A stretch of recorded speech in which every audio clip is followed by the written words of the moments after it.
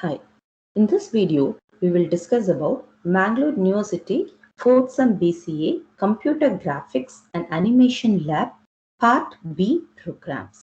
Program 1. Write a program to implement DDA line generation algorithm for all four quadrants of a plane. X and Y axis should meet at center 320, 240. That is, the origin O should be 0, 0 of user coordinate system. So what is given here is we have to mark a plane, that is XY plane here, by having the 0 at 320, 240. That is in the center of your C graphics screen, and we'll be able to draw lines in all the four quadrants. So we first thing what you have to do is we have to get the input of endpoints. That is x1, y1 and x2, y2. Then we are going to draw the axis.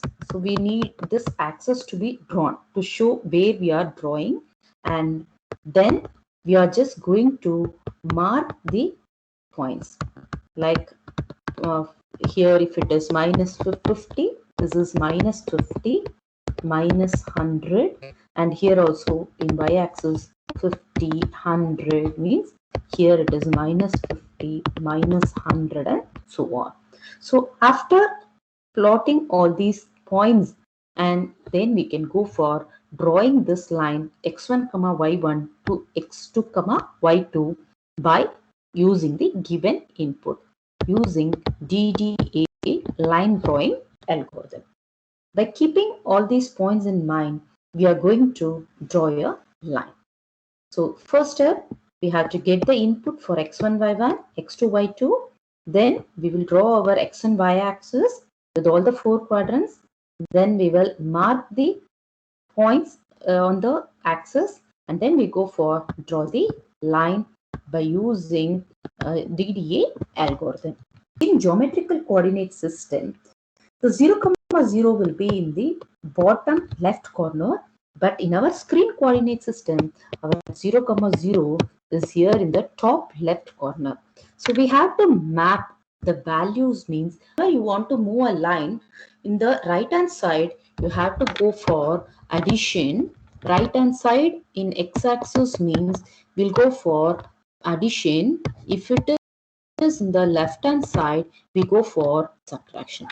So same thing in y-axis, what you have to do, if you want to move up means we'll go for subtraction, and if you want to move down we'll go for the addition. So we have to use this because the x and y axis of a geometrical coordinate system and the screen coordinate system are going to be a little bit different. So by this we'll just go for our coordinate system. So once you mark, this is your 320 and this may be your 240, means this origin is 320, 240. And to make it easy, we are just marking the points. So to mark a line from 50, 50 means this particular point can be obtained 320 plus 50, that is 370 x-axis. Y-axis is 240 plus 50, that is going to be the 290. Output should look like this. So if your endpoints are minus 100, 70, the first point is minus 100, 70 means then the second point is 150, 70 means you are going to generate a line which is moving from the second quadrant to the fourth quadrant. So now let us see the program. As usual, we will include graphics.h. As I said already, we will declare all the variables x1, y1, x2, y2, and we are going to calculate some constants in our DDA algorithm, that is dx, dy steps, and we use some two variables k and gap, and x increment, y increment or float, and we are going to use some variables x and y.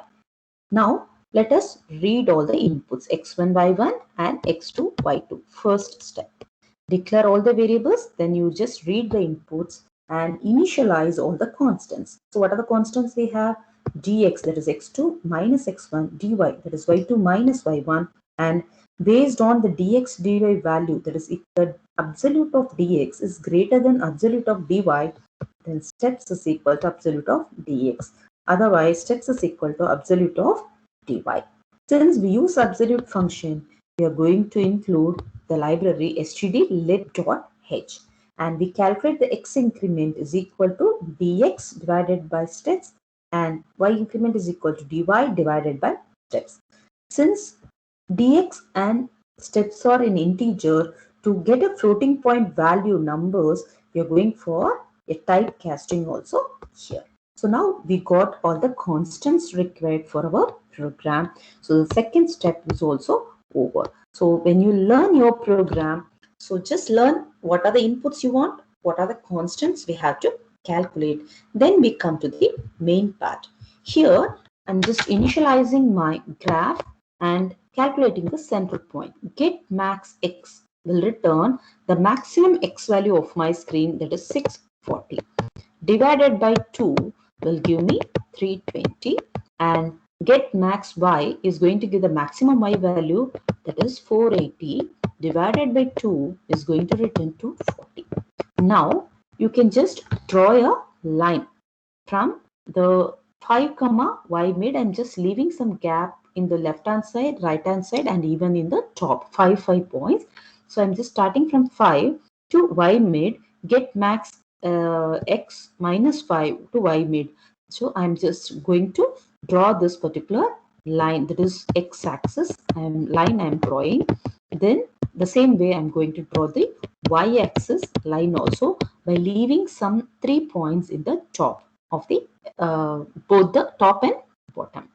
Then we are going to mark the points. So we are going to use 4 for loops for marking the grid points on our graph axis. So the first one, we are going to start from x mid. So x mid is here.